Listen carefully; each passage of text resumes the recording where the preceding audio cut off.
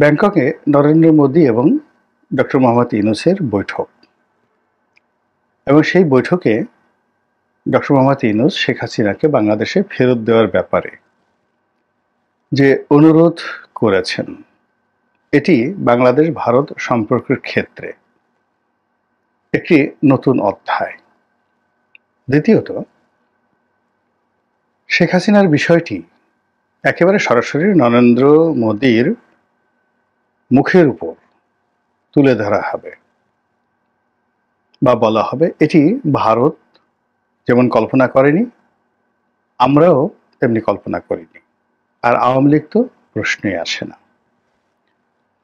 ফলে আগামীতে ভারত বাংলাদেশের রাজনীতিতে নাক গলাবে, শেখ হাসিনাকে বাংলাদেশে পাঠাবে, এমনকি শেখ হাসিনার জন্য সার্জিক্যাল স্ট্রাইক করবে, এদেশে সৈন্য পাঠিয়ে তারা শেখ হাসিনাকে ক্ষমতায় বসাবে, অথবা রয়ের বিভিন্ন এজেন্ট যারা রয়েছে তাদের মাধ্যমে রাজনৈতিক অস্থিতিশীলতা তৈরি করে আওয়ামী লীগকে পুনরায় ক্ষমতায় বসাবে। এই পুরো যে ক্যালকুলেশনটির উপর একটা প্রলেপ পড়ে গেছে। এর ফলে অতীতে যে হিসাবগুলো ছিল বা অতীতে যে প্রেডিকশনগুলো ছিল, সবকিছু উল্টে গিয়ে এখন নতুন আশঙ্কা দেখা দিয়েছে আওয়ামী লীগের মধ্যে। সেটি হলো যে ভারত কি শেখ হাসিনার সঙ্গে বেইমানি করলো বা করবে? যে শেখ হাসিনা, যে আওয়ামী লীগ ভারতকে দু হাতে দিয়েছেন, সব কিছু ট্রানজিট দিয়েছেন, ব্যবসা দিয়েছেন, বাণিজ্য দিয়েছেন। ভারতের কথা মতো তারা সেই 10 ট্রাক অস্ত্র মামলার বিচার করেছেন, একেবারে যেভাবে ভারত বলেছে ওভাবে বিচার করেছেন। ভারতের কথা মতো আমাদের এই জেলখানা থেকে বের করে উলফার অনুপ চেটিয়াকে ভারতের হাতে হস্তান্তর করা হয়েছে।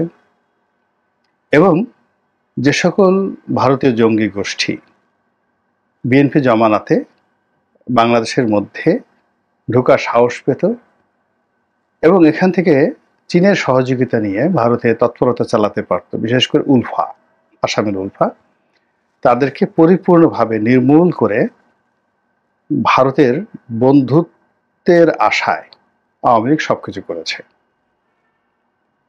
এমনকি আমাদের রিজার্ভের একটি বিরাট অংশ সেটি আমেরিকার ফেডারেল রিজার্ভে না রেখে, কিংবা ব্যাংক অফ ইংল্যান্ডে না রেখে, কিংবা চীনে না রেখে এটি ভারতে রাখা হয়েছে। অলমোস্ট $2 বিলিয়ন মতো, আমি একজ্যাক্টলি বলতে পারবো না, বাট আমি যেটা শুনেছি, এবং তাও আবার ডলারে নয়, রুপিতে। ফলে কি হলো, বাংলাদেশের টাকা ডলারে কনভার্ট করে রুপিতে পরিবর্তন করে ভারতে যেভাবে রাখা হয়েছে এবং এখন যেভাবে রুপির মান কমে গেছে, ফলে ওই রিজার্ভের আমাদের কিন্তু বেশ একটা বিরাট ক্ষয়ক্ষতি হয়ে গেছে। তো এত কিছু যে শেখ হাসিনা করেছেন, জলে স্থলে আকাশপথে, যেভাবে তিনি তাদেরকে ট্রানজিট দিয়েছেন, যেভাবে বাংলাদেশের ভিতর দিয়ে সামরিক পণ্য পরিবহন করার জন্য যেভাবে MOU স্বাক্ষর করেছেন, যেভাবে তিস্তার প্রকল্প নিয়ে মুখ খুলেননি এবং ভারতের কাছ থেকে লেভি বাবদ বা চার্জ বাবদ কোনো টাকা আদায় করাটাকে অভদ্রতা হিসেবে মনে করেছেন, এবং ভারত বাংলাদেশের সম্পর্ককে, যেখানে ভাই বোনের সম্পর্ক, স্বামী স্ত্রীর সম্পর্ক বলে আওয়ামী লীগের নেতারা যেখানে সকাল বিকাল যাকে বলে বুক ফাটিয়ে, গলা ফাটিয়ে তারা প্রকাশ করতেন যে ভারত তাদের অকৃত্রিম বন্ধু। তো সেই ভারত কি করে ডক্টর মোহাম্মদ ইউনূসের সঙ্গে একটি বৈঠক করলো? কি দরকার ছিল? 2 নম্বর হলো, আবার সেই বৈঠকের সময় যখন ডক্টর মোহাম্মদ ইউনূস এরকম একটা কথা বললেন, শেখ হাসিনাকে ফেরত দেওয়ার বিষয়, সেটি নিয়ে ভারত একটা টু শব্দ উচ্চারণ করলো না। কিংবা যে কথাগুলো ইতিপূর্বে ভারতের পক্ষ থেকে ভারতীয় মিডিয়া বলার চেষ্টা করেছে যে যতদিন পর্যন্ত বাংলাদেশে একটি নির্বাচিত সরকার না আসবে ততদিন পর্যন্ত বাংলাদেশের সঙ্গে সম্পর্ক স্বাভাবিক হবে না। এই কথা দ্বারা যেটি স্পষ্টত বোঝানো হয়েছে সেটি হলো ডক্টর মোহাম্মদ ইউনূসের সরকার নির্বাচিত সরকার নয়, এবং তারা এটিকে বৈধ মনে করেন কি করেন না সেটা দ্বিতীয় প্রশ্ন। কাজেই তাদের সঙ্গে কোনো লং টার্ম সম্পর্কে তারা যাবে না। ডে টু ডে যে সমস্ত কর্মকাণ্ড হচ্ছে ভারতের সঙ্গে ব্যবসা বাণিজ্য, সেগুলো চলতে থাকবে। কিন্তু এই কথা থেকে একদম 180 ডিগ্রি অ্যাঙ্গেলে উল্টে গিয়ে এমন কি হলো ভারতের যে তারা ডক্টর মোহাম্মদ ইউনূসের সঙ্গে বৈঠক করলেন এবং স্বয়ং নরেন্দ্র মোদী শেখ হাসিনাকে ফেরত দেওয়া হবে এই কথা তিনি শুনে গেলেন এবং একটি টু শব্দ করতে পারলেন না। ডক্টর মোহাম্মদ ইউনূসকে একটা কাউন্টার প্রশ্ন করতে পারলেন না, নট এ সিঙ্গেল কাউন্টার প্রশ্ন।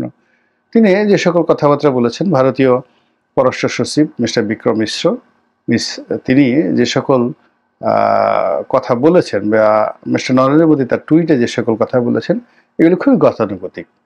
তারা সীমান্তে অনুপ্রবেশ করতে দেবে না, সীমান্তে কড়াকড়ি হবে।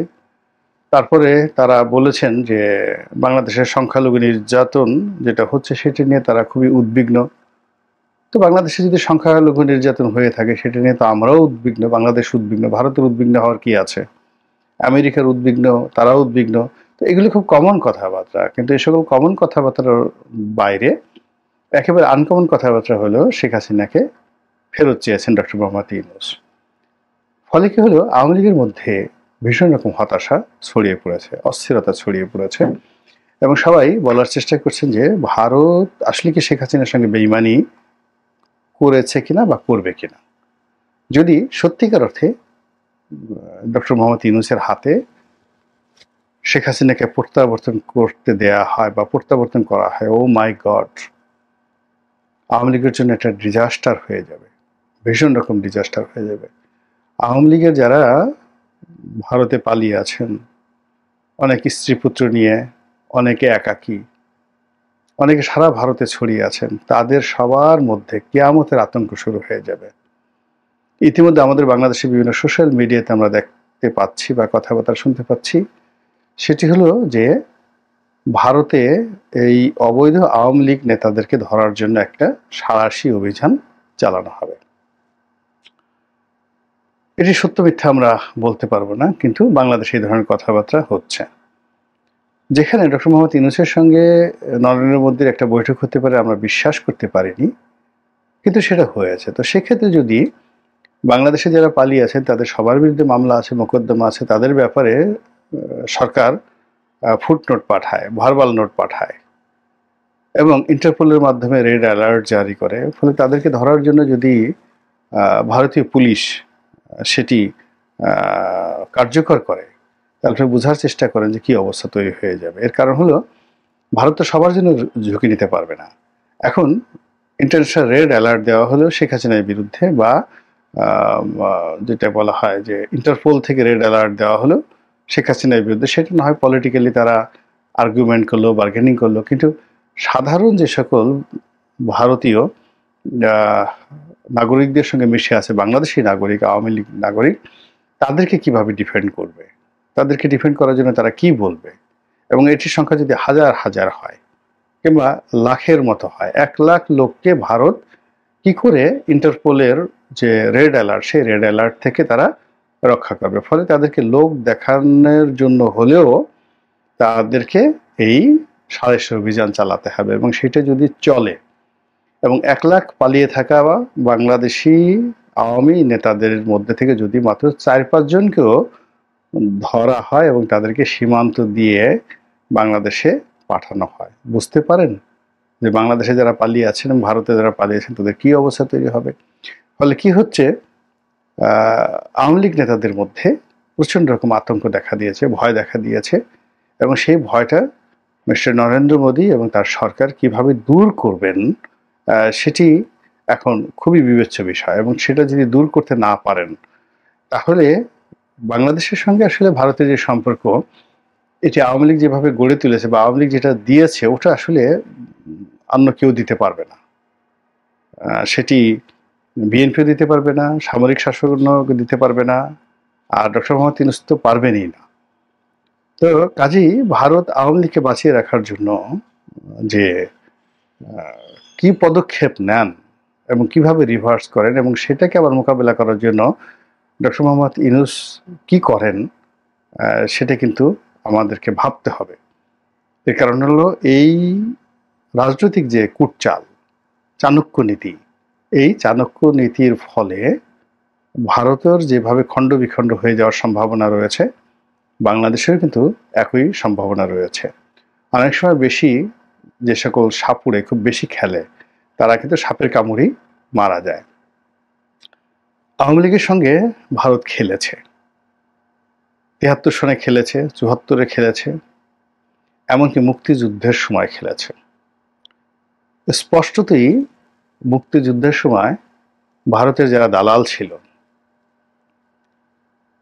তাদের কে ভারত যেভাবে হ্যান্ডেল করেছে, আর আওয়ামী লীগের মধ্যে যারা ভারতের দালাল ছিলেন না, বিশেষ করে বঙ্গবন্ধু ভারতের দালাল ছিলেন না, একথা সত্য।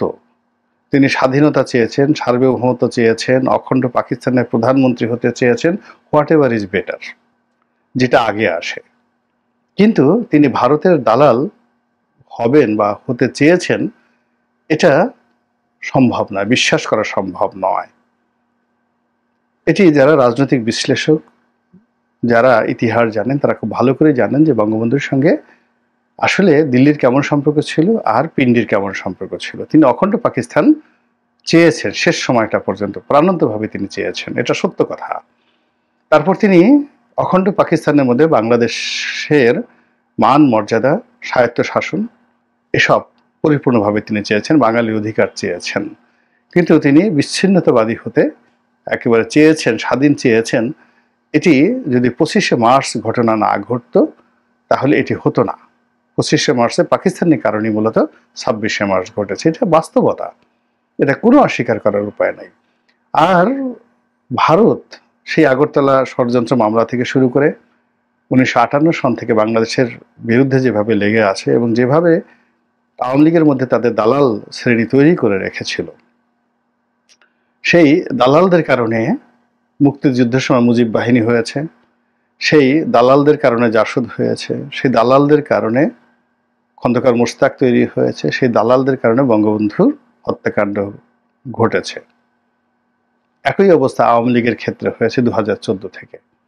আওয়ামী লীগের মধ্যে একটা বিরাট প্রো আমেরিকান গ্রুপ ছিল, আওয়ামী লীগের মধ্যে একটা বিরাট প্রো ইন্ডিয়ান গ্রুপ ছিল, আর তারা শেখ হাসিনাকে সকালে একবার আমেরিকার দিকে নিয়ে যেতেন, বিকেলে একবার ভারত দিকে নিয়ে যেতেন, আর ভোর রাত্রে নিয়ে যেতেন চীনের দিকে।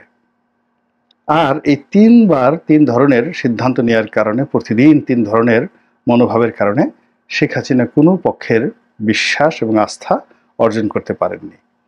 ফলে শেখ হাসিনাকে একটা শিক্ষা দেওয়ার জন্য ভারত বিভিন্ন সময় চেষ্টা করেছে, চাপ প্রয়োগ করেছে, অপমান করেছে, কষ্ট দিয়েছে, এবং তারই ধারাবাহিকতায় এই লাস্টে যে ঘটনাটি ঘটছে সেই ঘটনার প্রেক্ষাপটে তিনি এখন দিল্লিতে আছেন।